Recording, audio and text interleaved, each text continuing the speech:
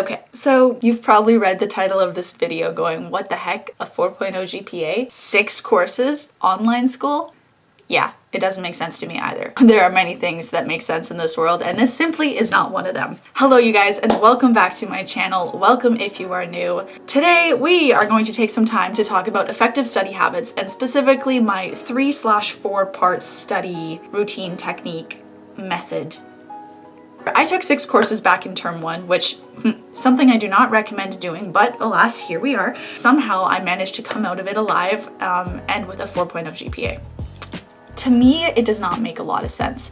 But when I look back and reflect on the way that I study, I'm kind of able to make sense of how this could have possibly happened. And don't get me wrong, I had my challenges. If you guys watched my video where I reacted to my worst grade ever, y'all know the struggle. There were definitely some rough goes in there. Online school kind of threw me for a loop there, but apparently it went okay. And I think it was because of the way I studied. Anywho, today I wanted to take some time to talk to you guys about how I study and some of the methods that I use to really help ingrain all of that information into my brain. These are just some of the things that really helped me succeed, and I wanted to share those with you. For me, studying has become a relatively efficient process. Don't get me wrong, it is frustrating at times, especially when you have no idea what the heck is happening in your biology class. But with that all being said, despite the many frustrations, I have found a system that works for me, and it's kind of broken up into 3 parts. It has to do with before, after, and more after.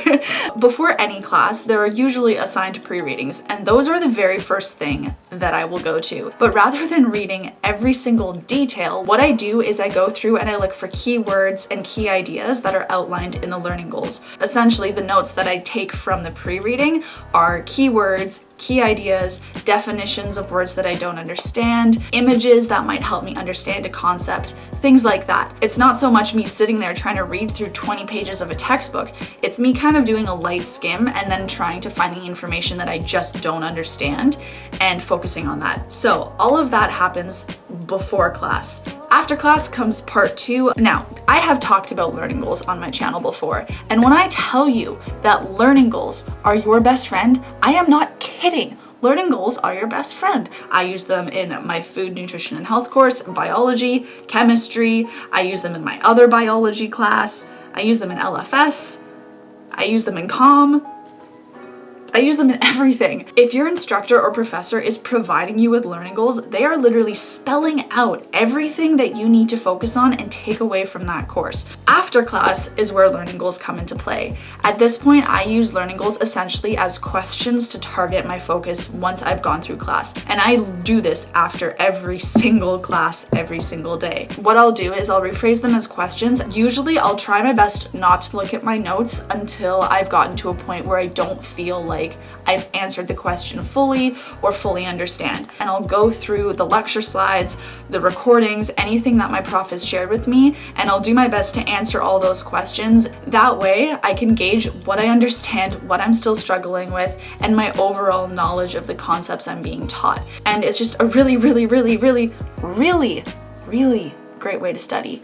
Now, don't get me wrong, it takes time, and that can be an issue for a lot of people because we don't have endless amounts of time.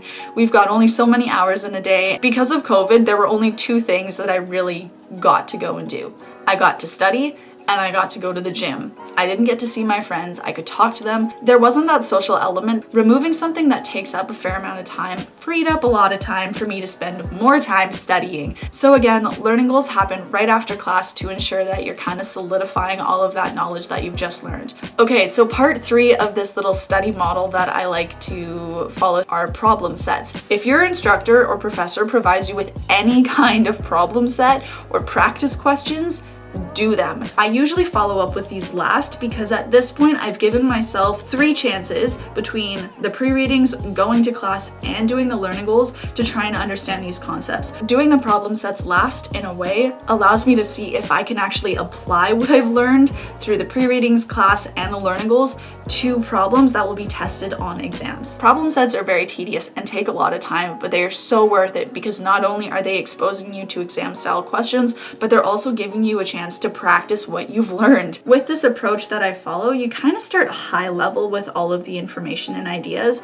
and as you progress through, it's becoming more and more focused to the point where you can apply what you know to a problem. Working through problem sets is by far one of the best things that you can do for yourself, and staying on top of them is the other part. It's hard because it piles up so quickly, but doing your best to stay on top of things by doing a little bit each day, if you can, is by far one of the biggest pointers that I can give you in terms of trying to stay proactive with your learning. Being proactive with your learning is one of the most important things. If you do not understand something in the pre-readings, if you don't understand something in class, in the learning goals, or in the problem sets, go to office hours. Whether you're going to your professor's office hours or to a peer tutor's office hours, a TA's, taking advantage of the fact that those are opportunities for you to go and clarify your knowledge is so important. I'm sure I'm not alone in this, but I don't like asking for help from teachers. I would rather go to friends for help. But unfortunately, if your friends also don't understand what's happening, that really only leaves you with one choice. So that kind of sums up how I individually study. I always start with the pre-readings, going through that at a very high level. I'll then go to class, and then I'll immediately follow class with learning goals, and then usually either later that day or the following day, I'll go through problem sets. And if I still do not understand something at the very end of all of that, then I will go to office hours. So, with part 4, I find studying with people to be so beneficial. And honestly, I know that's the reason that I passed biology this term. I swear, I was so sure that I was gonna fail that course. So shout out to my Bio 200 squad, you know who you are. Studying with friends is by far one of the best things that you can do to help support yourself through your academics. Talking with your classmates about content from class, content from problem sets, worksheets, recordings, any of that stuff is so helpful at not only kind of picking through what's important, but also clarifying points that you didn't necessarily think you misunderstood. The amount of aha moments that I had when working in my study groups was honestly a little scary. Every other sentence, I'm like, oh my God, that's what that is. The other thing that I'm quickly going to mention before we wrap up today's video is something that you have heard about before. A planner. I'm just gonna keep this short and sweet. Get a planner. It keeps you organized. It helps you see all the things that you gotta get done, and it keeps you on track. It holds you accountable. It shows you all the things that you gotta do. If you don't already have one, get one. So, given everything I've just told you, maybe your question is, how did you have the time for all of this? The answer to that question is that I literally did nothing other than study, sleep, eat, and go to the gym. I'm not gonna sugarcoat this. Taking 6 courses was hard. There was a lot of work, and I am not sitting here saying that it was easy, because it was not. And the circumstances surrounding online school and being in quarantine and not being able to really go socialize the way we used to provided me with a way to just study and not necessarily ignore everything else that happens, but just like hone in on what I needed to do and get it done. I have talked to quite a few of you guys, and I know for a fact that online school is really just not your vibe. The reason that I'm sharing this is because it's something that I found to really work for me. I want to be able to help you guys. That's the whole reason behind this channel. I want to be able to help you guys, but all at the same time, I don't want this to come across as me telling you that this is how you have to study if that's what you want to achieve. But that kind of does it in terms of how I study and how I studied in term 1 to maintain a 4.0 GPA. It was unintentional, but it happened. Evidently, the way I studied worked for me and my brain. At the end of the day, everybody's gonna have different study techniques that work for their style of learning, and it's going to take time for you to figure out what those are. This little model that I've put together is the result of me trying to navigate first year and half of second year,